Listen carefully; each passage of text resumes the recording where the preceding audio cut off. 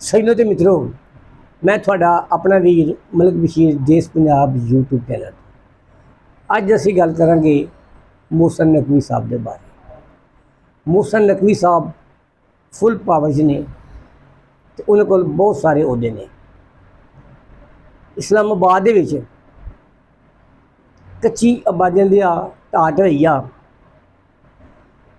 CDA Islamabad का मोहसन नकवी साहब के इशारियां ते नचना दिल दुखा देने वाली गल्लां ने। इस्लामाबाद के जो ढाट भी होया, ह्यूमन राइट्स की फुल फ्लज खिलाफवर्जी हुई। लोगों घरों के जबरदस्ती कढ़ के उन्होंने घरों ढाया किया। बल्कि एक घर के डिलीवरी केस सी ते लोगों ने इंतजामिया की मिन्नत भी की, पर मोहसन नकवी के वफादार हवारी नहीं मने। उन्होंने उस बेचारी औरत को जबरदस्ती घरों बाहर घसीट के लिया ते रोड से डिलीवरी केस होया। मोहसन नकवी साहब इन्हां लोगों दी चीखां, इन्हां लोगों दी आहवां, इन्हां लोगों दी बददुआवां मरण तिकर तुहाडा पीछा करनगियां ते तुहाडे पीछे लगियां रहणगियां। ये लोग थानू कभी भी माफ़ नहीं करेंगे। तो आओ फिर सानू इफ्सार आलम के हथों मोहसन नकवी की जी भलाई हुई है वो वेखो, सुनो, समझो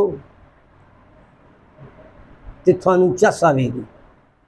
ये हुकूमत मुझे समझा तो दे, इनके वजीर दाखिला जो मुल्क में मौजूद नहीं होते, क्रिकेट का सत्यानाश उन्होंने कर दिया, इस्लामाबाद का सत्यानाश उन्होंने कर दिया, बलूचिस्तान का सत्यानाश उन्होंने कर दिया, खैबर पख्तूनख्वा का सत्यानाश उन्होंने कर दिया, आज़ाद कश्मीर बलूचिस्तान के पंजाबियों का कतलेआम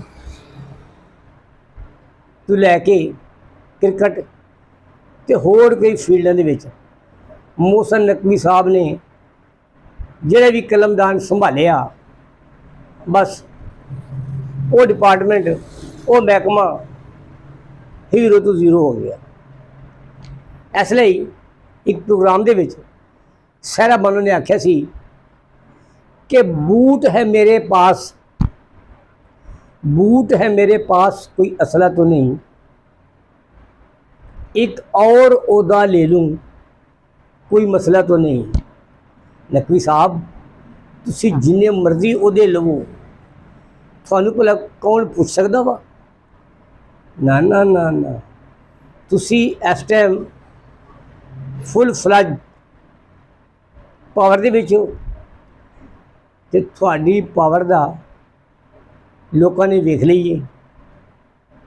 पर तुसी जिन्ने भी पावर च होवो, अत खुदा दा वैर हुंदा वा। लोगों दी चीखां, लोगों के ढहंदे मकान, उन्हां दी उड़दी दस्ट गर्दो गुबार, उन्हां दे बच्चों दी चीखां, इंसानी हकूक की खिलाफ वर्जी मरदे दम तिकर तुहाडा पीछा नहीं छड़ेगी। ये तो अल्लाह भला करे जे सालक दा, दिनेश कुमार दा, श्री रमान दा ते अवामी वर्कर पार्टी ते कच्ची बादी अलैंस के लोगों का कि उन्होंने वाह वेला किया, हुकूमत के खिलाफ पिट स्यापा किया ते कुछ सुकून होया। तुसी ते कोई कसर नहीं छड़ी। नकवी साहब सुन लो, लोग तुहाडे बारे की सोच रहे हैं, क्योंकि थानू लोगों नाल हमदर्दी नहीं कि तुसी लोगों के वोटां नाल आए ही नहीं।